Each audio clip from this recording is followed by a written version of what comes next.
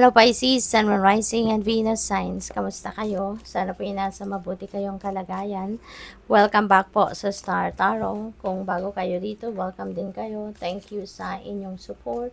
I truly appreciate it. God bless you all. Pisces, pauna mensahe po ninyo ay throne, position of authority. Baka kayo ito, Pisces, na nasa throne na, 'di ba?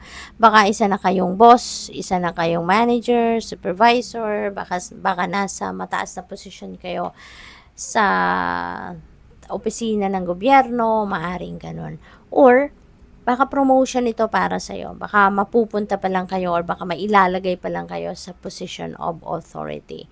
Possible din, baka may transactions kayo, no? With the people, no? Na nandiyan dyan sa mataas na posisyon sa kanilang trabaho. What else? We have fire. Ayan. So, there is a strong emotion na maaaring maramdaman ninyo sa ngayon. There is passionate love or hate. So, depende sa inyong sitwasyon. Ano? Pwedeng passionate love ang maramdaman ng iba sa inyo or baka hate. No? Depende sa inyong sitwasyon. We have wealth. Wow. Swerte kayo pagdating sa pera. Kaya kung hate man itong maaring maramdaman ninyo, naku, pigilan ninyo yan para hindi masabotage si wealth energy. Okay? Kasi 'di ba, hate is negative.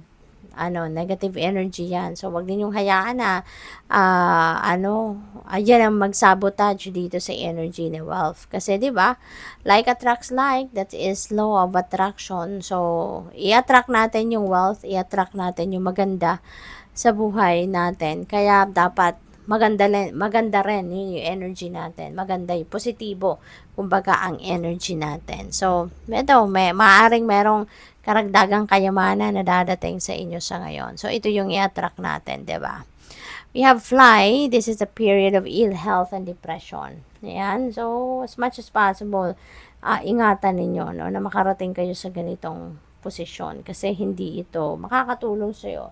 Hindi ito magdudulot ng magandang sitwasyon sa buhay ninyo. Kaya as much as possible, i-try natin na lagi lang tayong nandoon sa positibong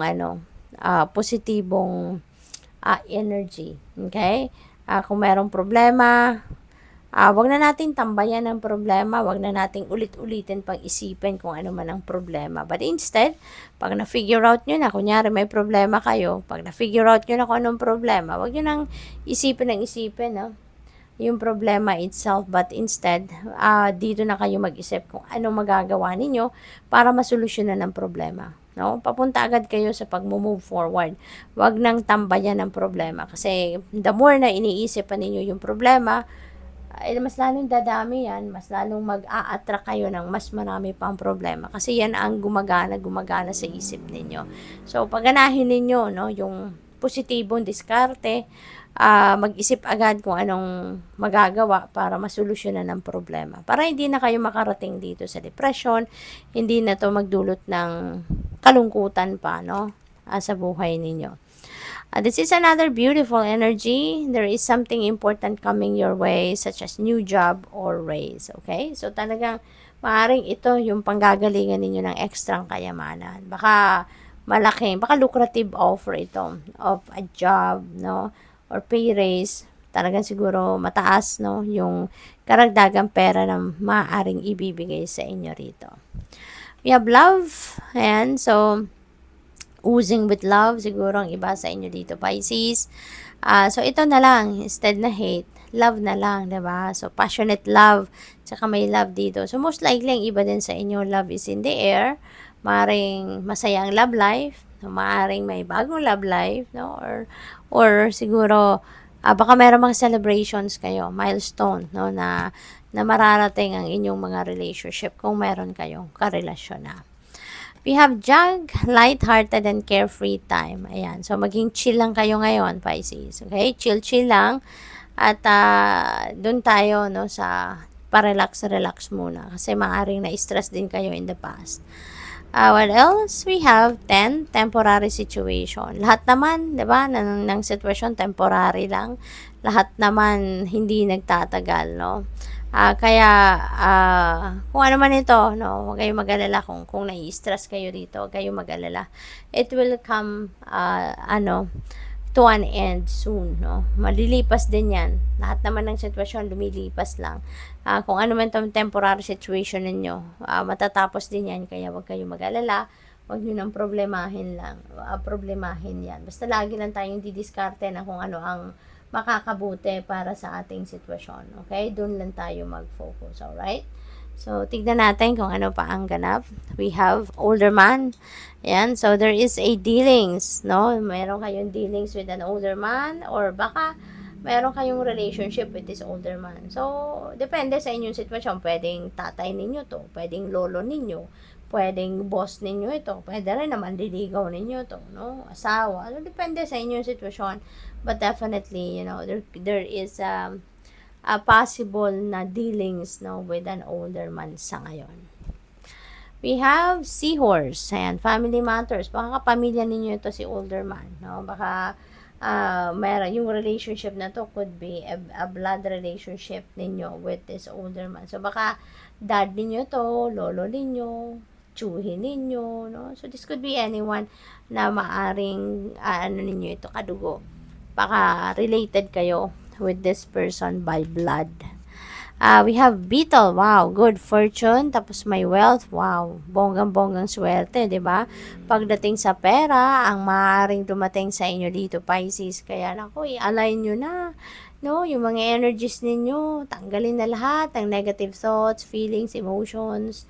Palitan nyo na yan. Lahat ng positibo lang. Okay? Para ito talaga yung mahatak ninyo.